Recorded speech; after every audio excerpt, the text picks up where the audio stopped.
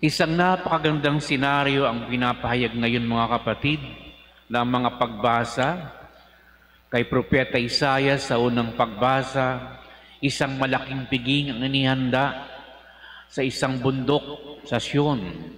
At ito'y dadaluhan ng mga tao, sagana sa lahat, at sinasambit pa doon na wala ng hirap, wala ng kamatayan, puro kaligayahan na lamang. Parang ito yung binabasa natin kapag may patay. Isang napakalaking bangketeng naghihintay na kung saan ang Panginoon, ang host. At ngayon sa Ebanghelyo, ganun din mga kapatid ang senaryong ipinapayag sa atin. Naghanda din ng isang saganang piging, ang Diyos, dahil ikakasal ang kanyang nag-iisang anak, si Jesucristo. Ito ay parang bangkete ng kordero, sapagkat si Jesus ang kordero na ikakasal sa atin bilang kanyang simbahan. At dahil dito, ipinakikita sa atin mga kapatid kung anong pwedeng gawin ng Diyos sa mga taong dumadalo sa kasalang ito. Unang-una, isinasalamin ito dahil pinamumukha ng Panginoon ni Jesus sa mga taong kaharap niya, yung mga matatanda ng bayan, mga saserdote, na yung unang mga tinawag ay nag-refuse, hindi sila tumugon sa panawagan. Dahil sa sa kasalan sa mga Hudyo sa Palestina, kapag mayroong ganitong malalaking okasyon, ang iniimbitahan talaga yung mga tanging panauhin lamang. Kaya matagal pang okasyon, nagpapadala na sila ng imbitasyon, pinagagawan sila ng isang damit, nakahawig ng lahat ng damit, kaya hindi ka magkakamali. Lahat ng inimbitahan in advance, meron niyang kanya-kanyang damit na ipinatahi mismo ng nag-anyaya sa kasalan. Kung sa atin ngayon, may mga motif-motif ang kasal.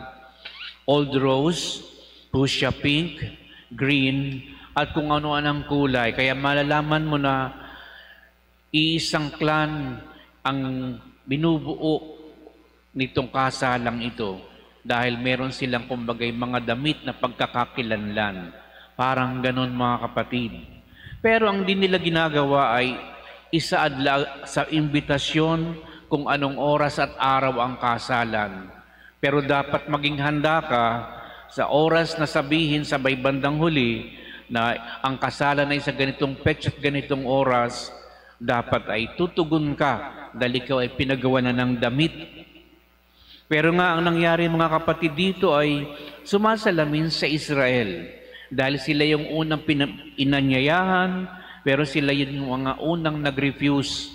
Ano bang ginagawa ng mga taong ito? Sinasabi dito mga kapatid na ang iba ay naging abala sa kanyang bukid, sa kanyang negosyo. Ibig sabihin nagumon sila sa mga alalahanin ng mundo, kaya nawala na sila ng panahon na dumalo sa piging. Yung ikalawang imbitasyon ay yung mga tao din na may mga katungkulan. At ito'y sa panahon ng mga propeta. Pero anong ginawa dito? Naging violent at marahas ang mga matatanda ng bayan. Ipinapatay, sinaktan, hinamak yung mga sinugo na mga alipin.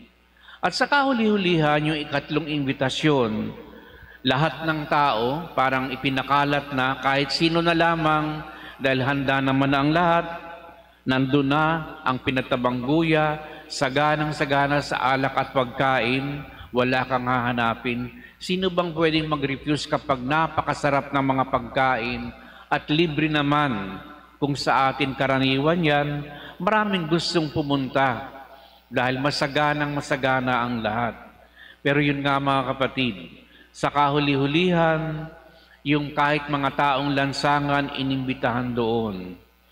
At ang hari nang siya'y lumabas, nakita niya na may ilang mga tao na hindi nakadamit pang kasalan. Partikular ito mga kapatid sapagkat mahalaga Para sa mga Hudyo na maa-identify ka doon sa grupo, pero wala kang damit. Hindi ka nakadamit pangkasalan. Yun ang konteksto. Pero ang totoo mga kapatid, ang damit na ito'y walang ibang sinasalamin, kundi ang damit na pangbinyag.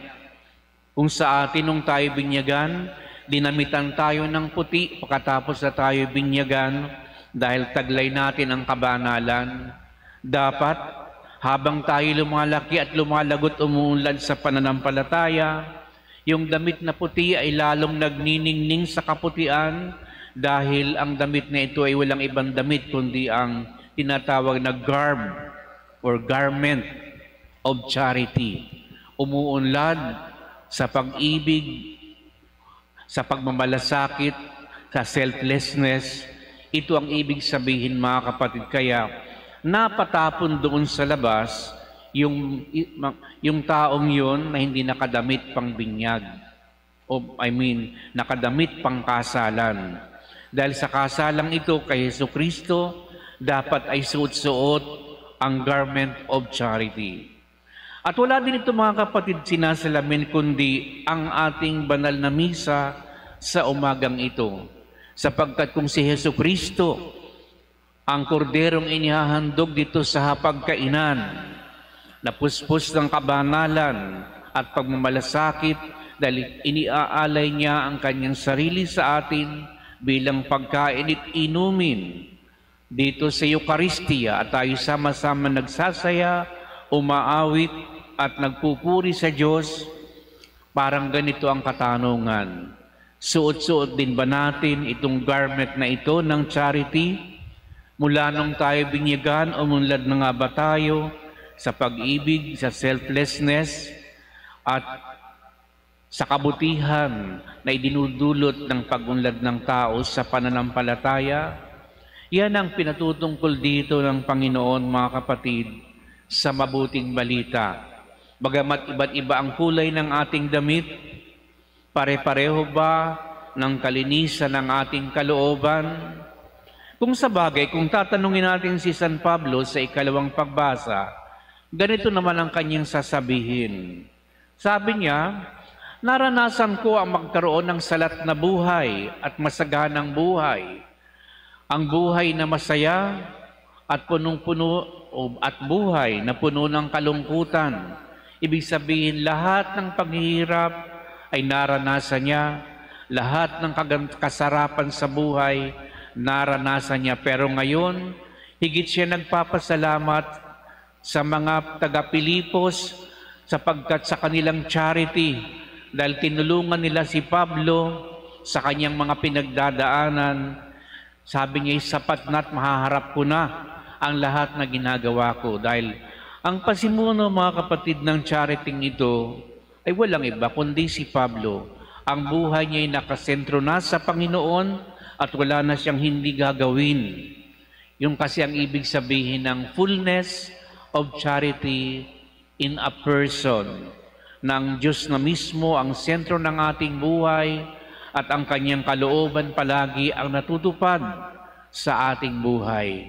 Kapag ganyan na ang suot-suot nating damit, tayo ay nagiging garment of charity. Suot-suot natin ang katauhan ni Kristo at wala na din tayong gagawin kundi sundin ang kalooban ng Panginoon. At ito mga kapatid ang sinasabi niya na habang tayo nabubuhay, sabi kasi ni Pablo, normal naman yan na pakaranas tayo ng kalungkutan, kapighatian, kaluwalhatian sa buhay na ito. Marami tayong nararanasan pero it only serves as one purpose, to prepare for this greatest banquet na walang iba kundi ang bangketing inihahanda ng Panginoon, isang masagana na hapagkainan na ngayon ay sinasalamin na natin sa pamamagitan ng Eucharistia.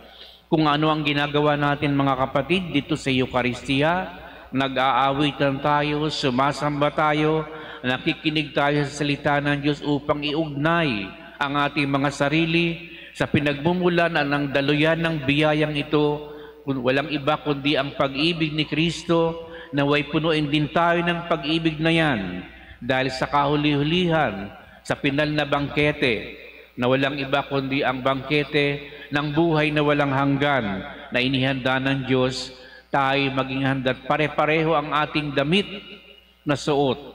Walang iba kundi ang garment of charity, dahil tayo dinalisay na ng mga pangyayari sa ating buhay, ng mga karanasan natin. Nilinis na tayo ng Diyos sa maraming problema. Pinangatawan na natin siya sa buhay natin. Kung kaya handa na tayong dumalo sa bangkiting ito, hindi na natin ire-reject ang Panginoon tulad ng mga nabanggit sa mga pagbasa. Marami tayong dahilan. Kung kaya, ngayon pa lamang, kung sa bangkiting ito nire-reject na natin, ano pa kayang mangyayari sa final na bangkete? Kung hindi rin naman masusuot yung tamang damit na pangkasalan, makikita tayo doon, baka maipatapon din tayo sa labas. Ngayon, okay lang, siguro, dahil tayo dinadalisay pa ng Diyos, kung hindi man tayo nakadamit ngayon ng damit pangkasalan, dahil punong-puno pa tayo ng kasalanan, marami pang pagkakataon upang maangkin natin ang pag-ibig ni Jesucristo na pinapadaloy sa Eukaristiyang ito upang ang bukal ng buhay at pag-ibig ng Diyos ay sumaatin at makamta natin ito bilang paghahanda sa pinal na bangkete ng Diyos na inihanda para sa ating lahat. Kaya makatwiran lamang mga kapatid na palagi tayong magkaroon ng matinding debosyon sa Eucharistia upang ito ang maging daluyan ng kailangan natin sa buhay at huwag tayong agawin ng mga bagay na nakahuhumaling sa ating kapaligiran. Ganun pa man, magpurit magpasalamat tayo sa Diyos sa biyayang ito ng Eucharistia. Sa dami ng pwede natin puntahan sa araw na ito, at kung hindi siguro tayo nagkaroon ng debosyon sa Eucharistia, nasaan ka kaya ngayon? Baka mas malala ang buhay natin, baka tayo nakapatay na, nakapandaya na tayo, nakapagsamantala na tayo sa kapwa. Kung tayong mga nagsisimba ay nakapangdadaya pa rin, gumagawa pa rin ng kasalanan, ano pa kaya kung hindi natin ginagawa ang gawaing ito tuwing linggo o araw-araw na dumadala tayo? At least tayo ay nabibiyayaan ng lakas, ng liwanag at pag-ibig ng Diyos kahit paunti-unti lamang. Hindi naman tayo pinipilit ng Diyos na karakarakay maging banal dahil ang pagpapakabanal ay isang proseso. Sa katunayan, ito'y isang panghabang buhay na pagsisikap ng tao na tumugon sa kalooban ng Diyos. Kaya sa diwa ng pasasalamat, magpatuloy tayo mga kapatid sa ating banal na pagdiriwang.